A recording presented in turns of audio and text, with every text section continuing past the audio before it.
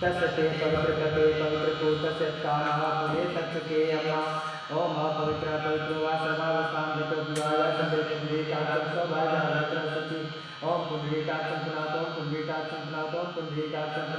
श्री विष्णु हरे श्री विष्णु हरे श्री विष्णु हरे।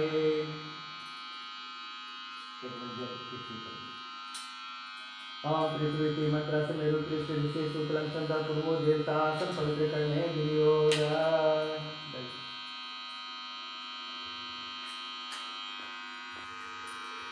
सर्वोपचारा से गंधक पुष्पं समर्पयामि गंधे ओम दिव्यादानामि कमसिनादानामि पदयंपुरुचासनम ओम कुमारे नमः ओम आसक्ते नमः ओम नारायणाय नमः ओम श्री राधाय नमः ओम अनंताय नमः ओम गुरु ब्रह्मा गुरु विष्णु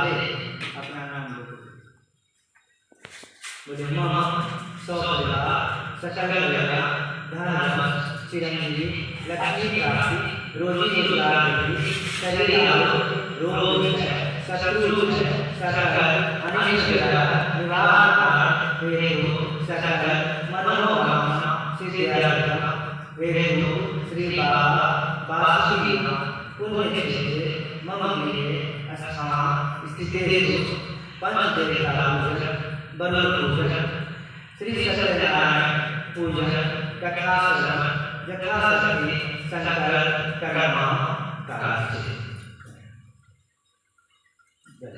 ओम जगतो दोषे देव वसुकता जाति बोलो नमो देवका तदरे महाराज शंकर कुमार ओम भूरसी भूमि रसी हरि रसी ईश्वराय विश्वास गुणन धरति पृथ्वी यशस्वी पृथ्वी देवोनि पृथ्वी माहि मुक्ति।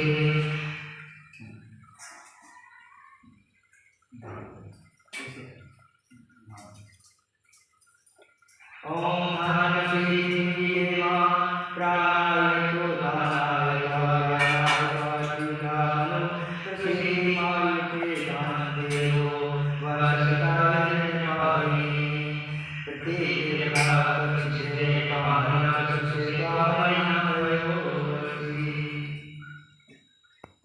विकाल प्रकृतिं तदनु सकलं सिंहलाभ से वासवे मातामो प्रतिष्ठा। ओम कलश स्थितं ब्रह्मणि आगच्छति सर्वं पूजां कीर्तपूजां मनसुपसतो भव एतानि पाद्यायतानि पुनराचमन्यानि ब्रह्मणे नमः।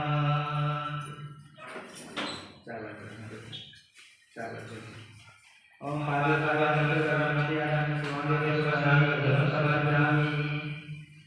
ओम गणपत्यादि पंचदेवता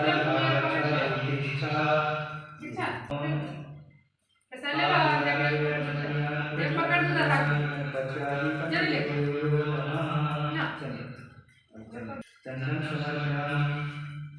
ओम देवविनायकानि पंचलोकपालाय नमः गच्छन्तु तद्भुवे नमः।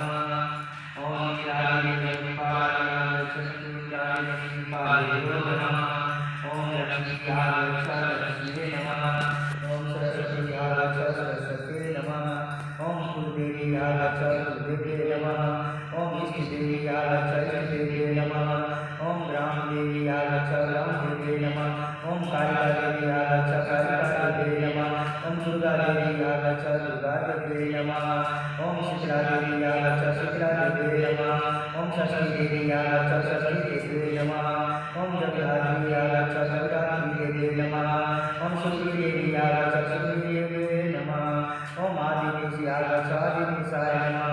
ओम अनादिदेवीकाय अनादिदेवाय नमः। ओम ससीताराम लक्ष्मणोर्याय चेतामि तिष्ठतां ससीताराम लक्ष्मणाय नमः। ओम राधा कृष्णाय चेतामि तिष्ठतां राधा कृष्णाय नमः। ओम वीरमणि नमः। ओम भूर्भुवः सत्यनारायण प्रभो आनंदया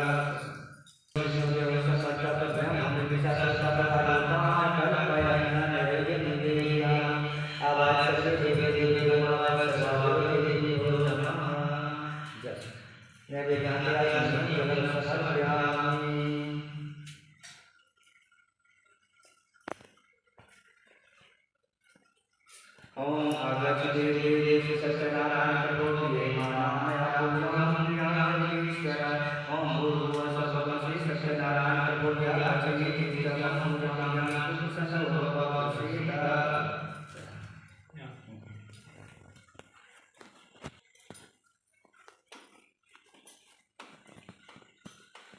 नानारत्नसमायुक्तं काकसर्वविभूषितमासनं दिव्यवेशवज्रतं प्रतिदीयताम्।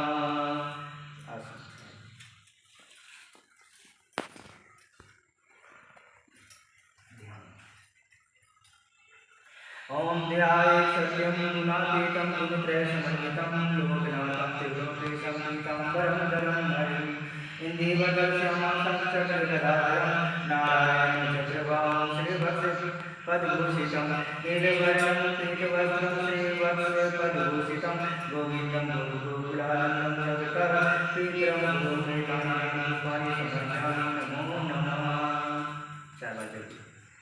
ओम पाद्योपाद्यं लक्ष्योरगं क्रियाजं सर्वाङ्गेषु स्नायुं जलं समर्पयामि।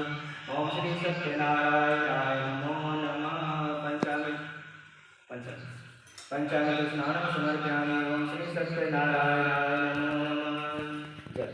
पंचामृत स्नानं क्रियाजं जलं समर्पयामि। ओम श्री सत्यनारायणाय नमो नमः। ओम वेदशोकसमायुक्तं यज्ञसामसमन्वितं सर्ववर्णपटे विनिर्मितं वस्त्रं समर्पयामि। ओम यज्ञोपवीतं कर्मणोपवीतं ओम श्री कृष्ण मनोहरम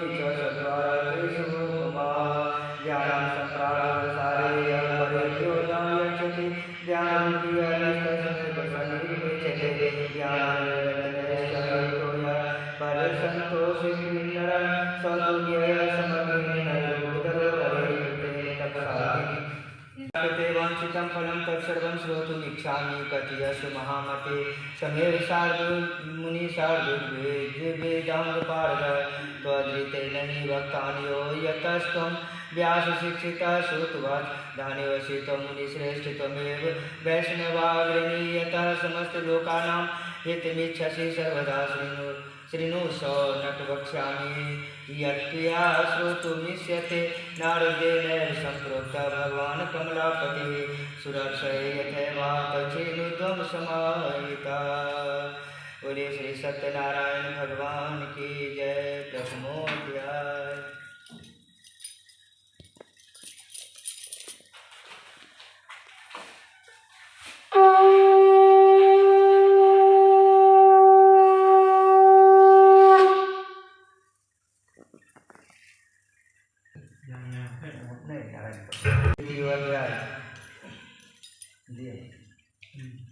एक समय नारद जी समस्त प्राणियों के हित की इच्छा से अनेक लोकों में घूमते हुए मृत्युलोक में आए। यहाँ उन्होंने देखा कि सब प्राणी अनेक पीड़ाओं से युक्त और अनेक योनियों में उत्पन्न होकर पाप कर्म से दुख पा रहे हैं। यह देखकर विचार किया कि इन लोगों का दुख किस प्रकार दूर हो। ऐसा मन में विचार कर विष्णु लोक में चले गए। वहाँ जिनके शुक्ल वर्ण 4 भुजाएं, जिन्होंने शंख चक्र को धारण किया है और बनमाला से सुशोभित देवेश नारायण हैं, उनको देखकर मुनि स्तुति करने लगे। नारद जी बोले कि हे महाराज, आप वचन और मन से न कहने न धारण के योग अनंत शक्ति और निर्गुणात्मक हैं। हे महाराज, आप सब प्राणियों के उत्पन्न करता और भक्तों के दुख के नाशक हैं। यह स्थिति सुनकर विष्णु भगवान बोले, हे नारद, तुम किस काम से आए? तुम्हारे मन में क्या है? हमसे जो पूछोगे वह कहेंगे। नारद जी बोले, हे नाथ, मृत्युलोक के सब प्राणी अनेक योनियों में उत्पन्न होकर निज पाप कर्म से क्लेशित हो रहे हैं। हे महाराज, जिस छोटे उपाय से उनका क्लेश दूर हो वह उपाय मैं सुनना चाहता हूँ।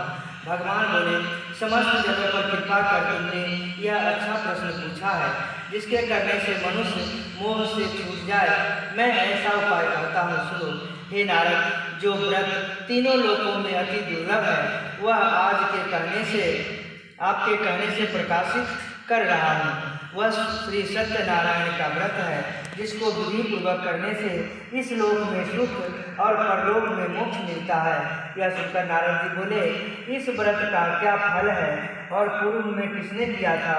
किस समय यह व्रत करना चाहिए? आप विस्तार पूर्वक कहिए। भगवान ने कहा कि इसके करने से दुख, शोकादि नाश, धन धान्य की वृद्धि और संपत्ति की प्राप्ति और तथा सर्वत्र विजय की प्राप्ति होती है। इस व्रत में मनुष्य भक्ति सदा किसी भी दिन सायंकाल में श्री सत्यनारायण की पूजा करे और भाई बंधु तथा ब्राह्मणों के साथ धर्म की सेवा सभा से उत्तम नैवेद्य भोग लगावे। केले का फल, घी, दूध और गेहूँ का चूर्ण लावें। गेहूँ का चूर्ण न हो तो चावल का चूर्ण, खीर, खाड़ अथवा गुड़ मिलावें। सवा पाव अथवा सवा शेर के हिसाब से मिलाकर भक्ति से श्री सत्यनारायण को नैवेद्य लगावें। बांधवों के साथ कथा सुनकर ब्राह्मणों को दक्षिणा दें। श्री सत्यनारायण के प्रसाद आपको अपने भाई बंधु के साथ खाकर रात्रि में नृत्य की आदि करें। तदनंतर सब श्रोतागण श्री सत्यनारायण का स्मरण करते हुए अपने अपने घर जाएं। इस प्रकार व्रत करने से मनोवांछित फल मिलता है।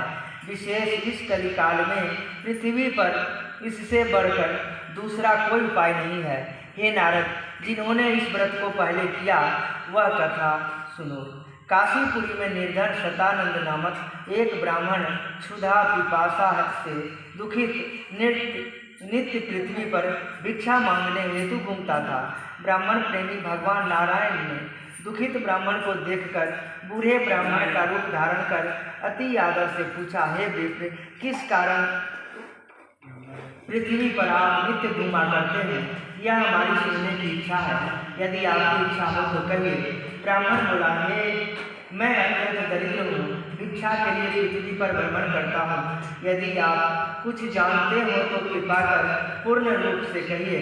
वृद्ध ब्राह्मण बोले, हे विज श्रेष्ठ, मनोरथ को सिद्ध करने वाला उत्तम श्री सत्यनारायण का व्रत करो, जिसके करने से मनुष्य सब दुखों से छूट जाते हैं।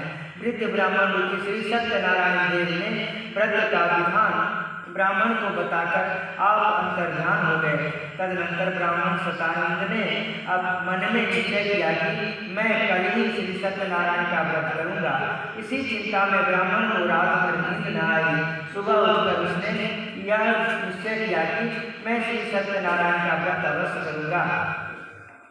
यह संकल्प कर भिक्षा मांगने को गया तो उस दिन उसको सब दिनों से अधिक द्रव्य मिला।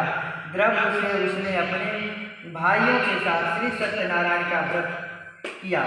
उसके प्रभाव से दुखों से छूटकर सर्व संपत्ति से युक्त हो गया। व्रत के प्रभाव से सतानंद नगर भर में श्रेष्ठ माना जाने लगा और तभी से वह ब्राह्मण हर महीने व्रत करने लगा। भगवान ने कहा, सतानंद द्वारा किया हुआ श्री सत्यनारायण का यह पूजन, इसको जानकर जो मनुष्य व्रत करता है वह सब पापों से छूटकर मोक्ष को पा जाता है। जिस प्रकार पृथ्वी में इस व्रत को मनुष्य करेंगे उनका दुख अवश्य नष्ट हो जाएगा। बोलिए श्री सत्यनारायण भगवान की जय।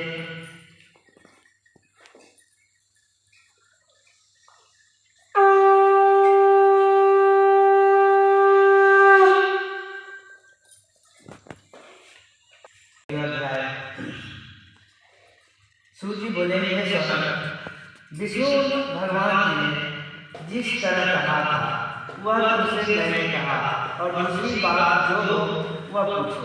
सौनक बोले, हे सूजी, उस ब्राह्मण के बाद इस व्रत को किसने किया वह सुनने की इच्छा है। सूजी बोले, हे मुनियों, जिसने व्रत को किया वह सुनिए। एक समय निज धर्मानुसार जिन बांधवों के साथ व्रत को करने को उद्यत हुआ, उसी समय एक लकड़हारा वहाँ आया।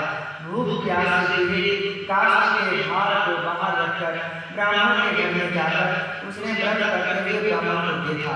नम्रता से हाथ जोड़कर प्रणाम कर बोला, आप क्या कर रहे हैं? इसके करने से क्या फल होता है वह विस्तार पूर्वक कहिए।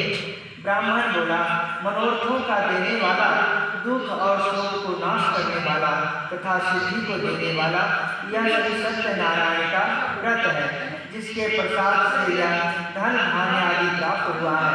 यह सुनकर लकड़हारा प्रसन्न हो प्रसाद को खाकर जल पीकर वह भगवान श्री सत्यनारायण का ध्यान करता हुआ अपने नगर को चला गया।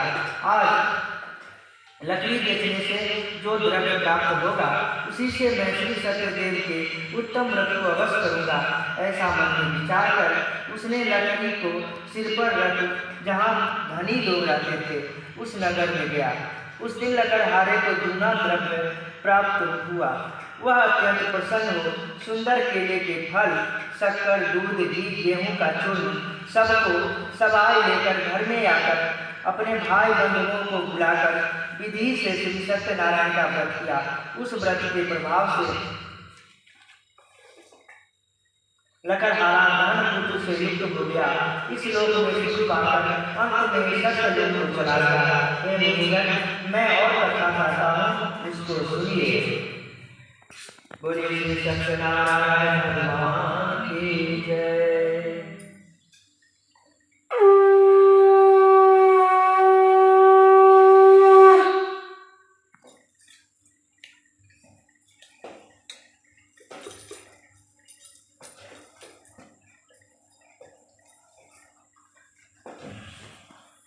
चतुर्थो अध्याय। श्री सूजी ने कहा, राजाओं में श्रेष्ठ उल्कामुखम नामक एक जितेंद्रिय राजा था। वह सदैव देव मंदिर जाया करता था। वह ब्राह्मणों को नित्य धन देकर संतुष्ट किया करता था। उसकी कमल के सदृश मुख वाली प्रमुग्धा पत्नी थी। वह अपनी स्त्री के साथ भद्रशिला नदी के तट पर सत्यदेव का व्रत करता था। उसी समय वहाँ एक बनिया आया। वाणिज्य के लिए बहुत धन से परिपूर्ण नाव को नदी के तीर पर लगाकर आप तट पर उतर गया। वह राजा को व्रत करता हुआ देख नम्रता से पूछने लगा। साधु बोला, हे राजन, आप यह क्या करते हैं? वह हमसे भक्ति पूर्वक कहिए, सुनने की इच्छा है। राजा बोला, हे साधु, यह अति तेजस्वी श्री विष्णु भगवान का पूजन है, जो अपने बांधवों के साथ पुत्र आदि प्राप्ति की इच्छा से किया जाता है। तब बनिया नमस्कार कर बोला, हे राजन, इस व्रत को मुझसे कहिए, मैं भी करूँगा, कारण कि मेरे भी संतान नहीं है। इस व्रत से अवश्य होगी। वह व्रत की विधि जानकर अपने घर में आकर उसने अपनी स्त्री से यह संतानप्रद व्रत कहा और यह संकल्प किया कि जब मेरे घर संतान होगी तब मैं अवश्य श्री सत्यनारायण का व्रत करूँगा। थोड़े ही समय में उसकी स्त्री लीलावती आनंद चित्त से गर्भवती हो गई। उसने 10वें मास में अति निर्मल एक कन्या को उत्पन्न किया।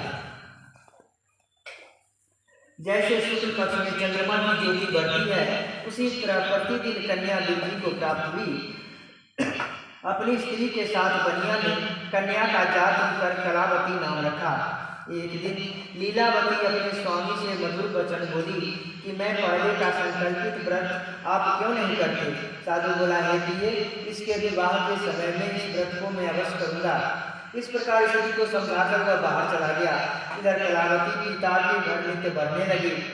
एक दिन धर्मज्ञ साधु बनिया ने सखियों के साथ खेलती हुई लड़की को विवाह के योग्य देख दूतों को बुलाकर कहा, विवाह के निमित्त कन्या के लिए योग्य वर खोज कर ले आओ। साधु की आज्ञा पाकर दूत कंचन नगर में गए। उस नगर में एक वणिक पुत्र को लेकर साधु के पास आए। उसने सुंदर गुणयुक्त लड़के को देखा।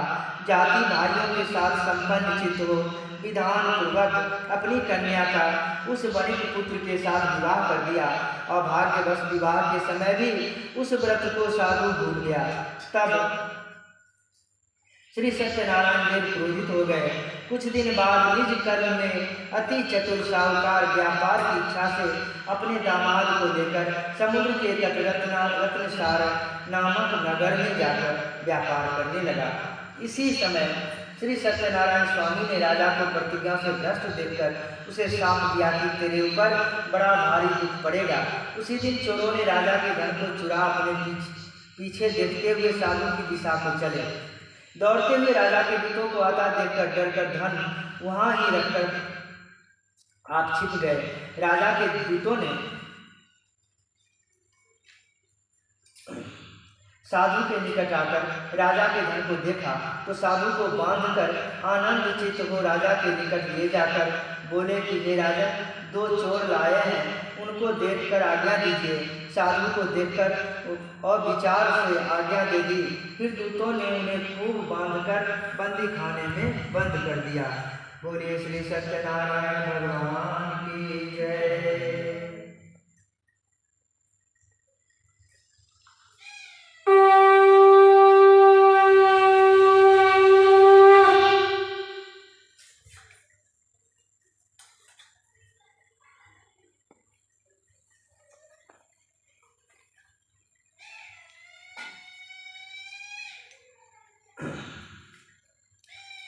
पंचमों अध्याय। सूर्य बोले, सत्यदेव जी की माया से चंद्रकेतु राजा ने उन दोनों मणियों के वचन को कुछ भी न सुना और उनका सब धन ले लिया। श्री सत्यनारायण के शाप से साधु और दामाद के घर पर स्त्रियां भी बड़ी दुखित हो गई। चोरों ने घर का धन भी चुरा लिया। आदि व्याधि से पीड़ित और भूखी प्यासी लीलावती अन्न की चिंता से घर घर घूमने लगी और कलावती कन्या भी नित्य ही घूमने लगी। एक दिन रात को भूख से दुखी कलावती एक ब्राह्मण के घर पर गई। वहाँ सत्यनारायण के व्रत को देख कथा को सुन मनोरथ को मानी और प्रसाद को खाकर कुछ रात गए अपने घर आई। तब लीलावती अपनी कन्या को धिक्कारने लगी, हे पुत्री, इतनी रात तक तुम कहाँ रही? तेरे मन में क्या है? तब कन्या माता से सत्य वचन बोली, हे माता, मनोरथों को परिपूर्ण करने वाले श्री सत्यनारायण के व्रत को ब्राह्मण के घर में देखी हूँ। लीलावती कन्या कलावती का वचन सुनकर श्री सत्यनारायण के व्रत को करने के लिए उद्यत हुई। पतिव्रता साधु की स्त्री अपनी कन्या सहित बंधु बांधवों के साथ श्री सत्यनारायण के व्रत को किया। उसने श्री सत्यदेव से यह दिव्य वर मांगा कि हे सत्यदेव, हमारे पति और दामाद जल्दी अपने घर आवे। मेरे पति और दामाद के अपराध को आप क्षमा करने योग्य हैं, अतः क्षमा कीजिए।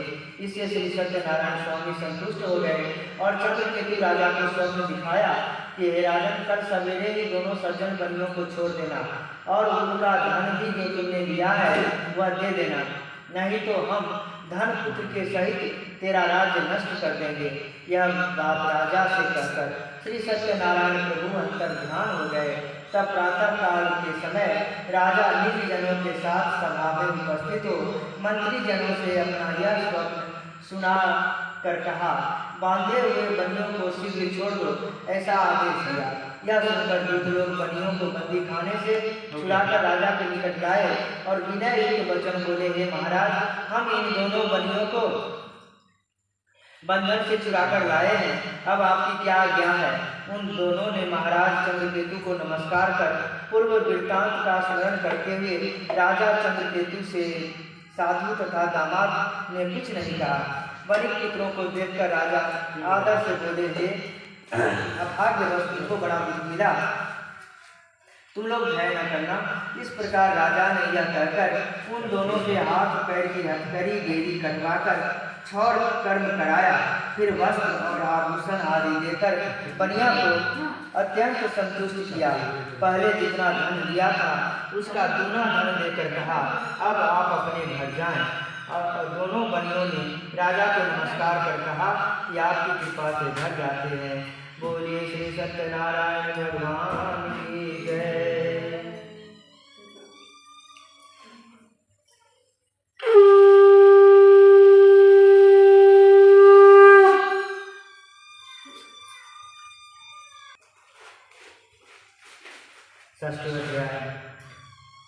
श्री सूजी बोले, साधु भगवान की मंगलाचार पूर्वक पूजा कर ब्राह्मणों को दंड देकर निज नगर को चला।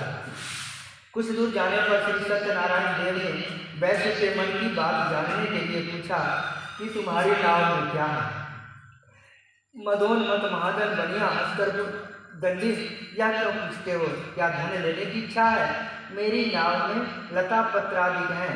तब दंडी ऐसे वचनों को सुनकर बोले कि तेरा वचन सत्य हो। ऐसा कहकर आप समुद्र के पास बैठ गए। दंडी के चले जाने पर नित्य क्रिया कर नाव को ऊपर उठा देख साधु को आश्चर्य हुआ। ज्यों ही उसने नाव में लता देखा त्यों ही मूर्छा को प्राप्त हो भूमि पर गिर गया और सचेत होने पर अति प्रकार सबको बुलाकर कहने लगा और पृथ्वी पर गिरकर साष्टांग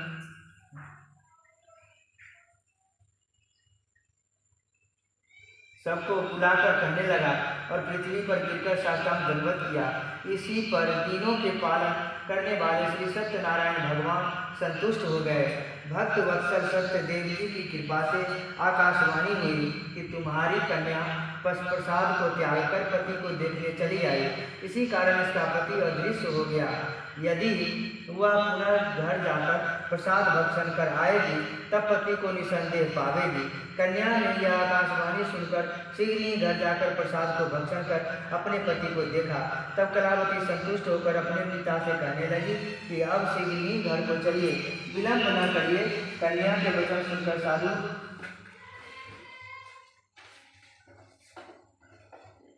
दामाद सहित संतुष्ट होकर धन और बांधवों के साथ अपने घर को गया। उस दिन वह हर महीने और संक्रांति विधिपूर्वक सत्यदेव की पूजा करने लगा। इस तरह से सुख प्राप्त कर और वह अंत में सत्यदेव के लोक को चला गया। फिर सूत जी कहने लगे, हे मुनिश्रेष्ठ, मैं आपसे और भी कथा कहता हूँ।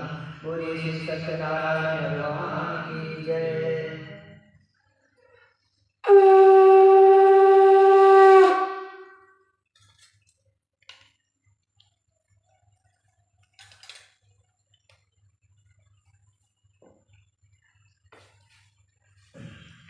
सप्तमों अध्याय।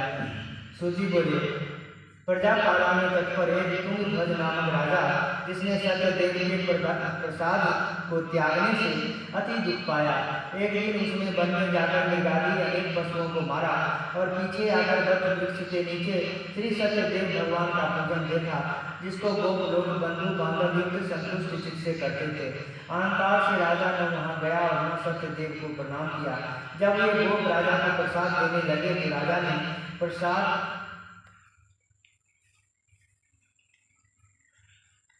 प्रसाद नहीं दिया। वह दूत नगर में जाकर साधु की धर्मपत्नी को देख प्रणाम कर बोला, ग्राम के निकट दामाद सहित साहूकार बहुत से इष्ट मित्र और धन के साथ आ गए हैं। दूत के मुख से ऐसे वचन सुनकर साधु की स्त्री बड़ी हर्षित हो सत्यदेव का पूजन और कन्या से कहने लगी, मैं जाती हूँ, तुम शीघ्र ही व्रत समाप्त कर आओ। लड़की इस प्रकार का वचन सुनकर जल्दी व्रत समाप्त कर प्रसाद को भूल से न खाकर अपने पति को देखने चली गई। इससे सत्यदेव ने क्रोधित हो उसके पति को नाव सहित जल में डुबो दिया। कलावती कन्या ने अपने पति को यह देख बड़े शोक से रोती हुई भूमि पर गिर पड़ी। साधु ने कन्या को अति दुखी देखकर डरे हुए मन से कहा, यह क्या हुआ? और नाव चलाने वाले भी चिंता करने लगे। तब लीलावती कन्या को दुखी देख अति विवल होकर रोने और अपने पति से कहने लगी, इसी क्षण नाव के साथ वे कैसे अलक्षित हो गए। न जाने किस देवता के अनादर से नौका जल में नहीं दिख रही है। श्री सत्यदेव के महात्म्य को कौन जान सकता है। यह कहकर वह अपने जनों के साथ विलाप करते हुए कन्या को गोद में लेकर रोने लगी और कलावती भी स्वामी को न देखने से अति दुखित हो पति की पादुका लेकर सती होने की इच्छा करने लगे। कन्या का यह चरित्र देखकर धर्म के साधु कन्या स्त्री के साथ अत्यंत शोक से युक्त होकर विचार करने लगा कि मैं सत्यदेव की माया से बारंबार चला गया हूँ, अब यथाविवश श्री सत्यनारायण का पूजन करूँगा। चिंता करने लगा। साधु से दमाद बोला कि व्यर्थ क्यों करते हो, दंडी महाराज ने साथ दिया है, वे सब कुछ कर सकते हैं, इसलिए संशय नहीं है, इसलिए उनकी शरण में चले क्योंकि मनोरथ उन्हीं से सिद्ध होगा। साधु दामाद के वचन सुनकर दंडी के पास गया और दंडी को प्रणाम कर भक्ति से देखकर आदरयुक्त वचन बोला, जो मैंने आपसे कहा था उस अपराध को क्षमा कीजिए। यह कहकर बारंबार नमस्कार कर शोकाकुल हो गया। तब दंडी ने उसको रोते हुए देखकर बोले, रो मत, तेरे वचन को सुन, तुम मेरी पूजा से सदा मुँह फेरे रहता है और मेरी इच्छा से है बुद्धि तुझे बारंबार दुख मिला है।